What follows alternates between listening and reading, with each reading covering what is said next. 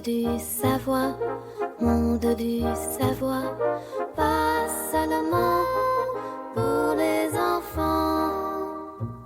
Bienvenue, chers curieux, dans le parc du savoir. Le cœur de l'ordinateur, c'est l'alimentation, qui fournit de l'énergie à toutes ses parties. Mais si je vous disais que tous les cœurs ne sont pas identiques, il existe un type spécial d'alimentation qui permet de brancher seulement les câbles dont on a vraiment besoin, comme un ensemble d'outils parfaitement adaptés.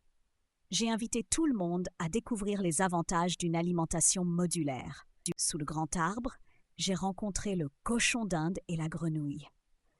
Le cochon d'Inde pensait que c'était une alimentation qui décidait elle-même combien d'électricité donner à chaque partie. Il racontait que si l'ordinateur jouait trop, l'alimentation modulaire couperait le courant à la carte graphique pour la forcer à se reposer. La grenouille, elle, croyait que c'était une alimentation qu'on pouvait agrandir comme une tour de bloc. Elle était persuadée que si l'ordinateur avait besoin de plus de puissance, il suffisait d'acheter une autre petite alimentation et de la placer au-dessus, créant ainsi une tour de plus en plus haute. J'ai expliqué que l'alimentation modulaire ne prenait pas de décision et n'était pas une tour de bloc. Sa particularité, c'est qu'on peut brancher ou débrancher les câbles, ce qui donne beaucoup de liberté pour organiser l'intérieur de l'ordinateur. Près de la fontaine, j'ai rencontré le chat et la coccinelle. Le chat a raconté que dans son ancien ordinateur, une énorme masse de câbles sortait de l'alimentation, alors qu'il ne les utilisait pas tous. Ces câbles bloquaient la circulation de l'air et accumulaient la poussière. Quand il a remplacé son alimentation par une alimentation modulaire, il n'a branché que les 3 câbles dont il avait besoin et a rangé les autres dans une boîte.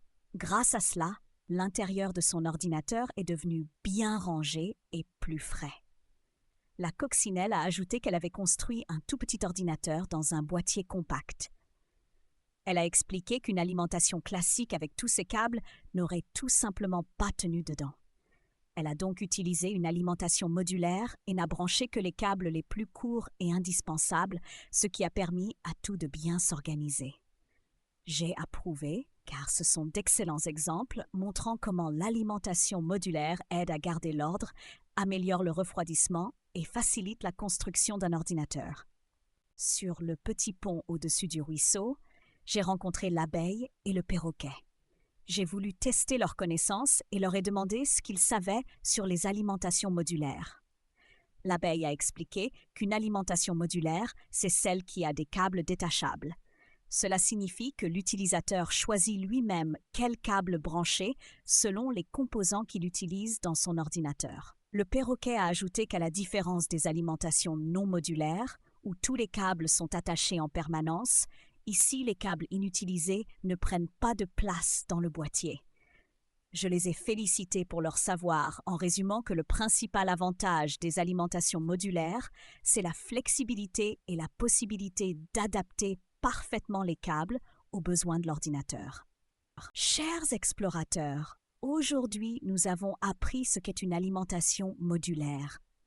Nous avons compris que grâce à ces câbles détachables, elle permet de garder l'intérieur de l'ordinateur parfaitement rangé, ce qui améliore la circulation de l'air et abaisse la température. C'est une solution astucieuse pour ceux qui aiment l'ordre et la performance. Il faut se souvenir qu'un ordinateur bien organisé est un ordinateur heureux. À bientôt pour de nouvelles découvertes dans le parc du savoir.